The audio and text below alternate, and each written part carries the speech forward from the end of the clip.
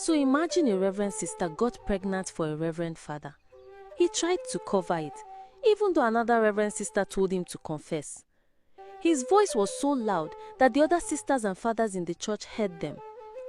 "What confession are you talking about?" Father Joseph asked. Father Frank stood there with Sister Margaret.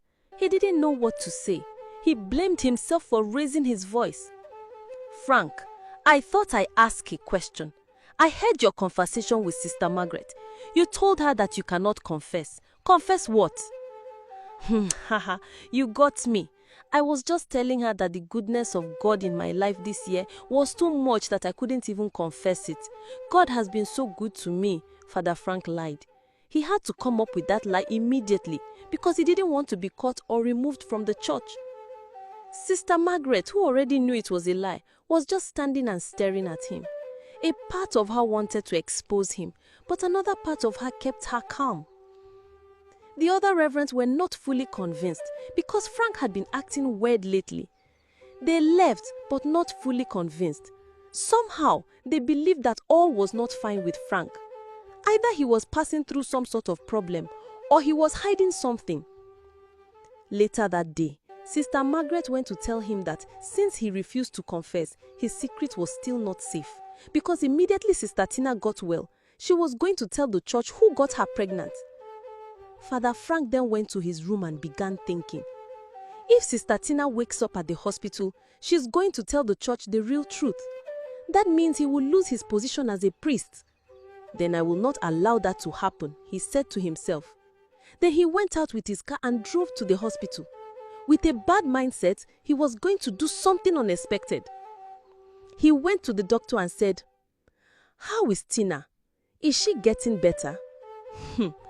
"Tina's condition is bad, but she will definitely wake up again.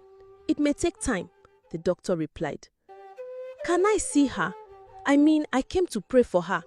You know medication is good, but God Almighty is more powerful.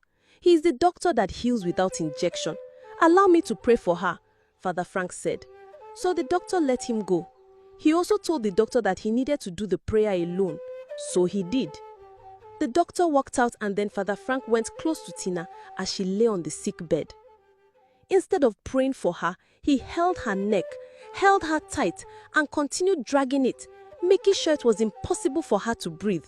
Then he pulled away, being sure that she must be gone by now. Then he clapped his hands and walked out of the room like nothing happened. But he forgot that the room had security cameras, CCTV cameras. "I prayed for her already. Let us hope God intervenes for her. I really feel bad for her," Frank said to the doctor and left. Later that day, the doctor went to check on Tina and realized that Tina was not breathing.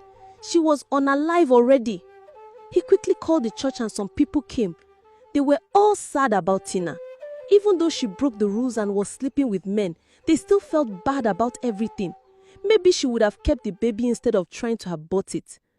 The other reverends went back to the church with heavy hearts.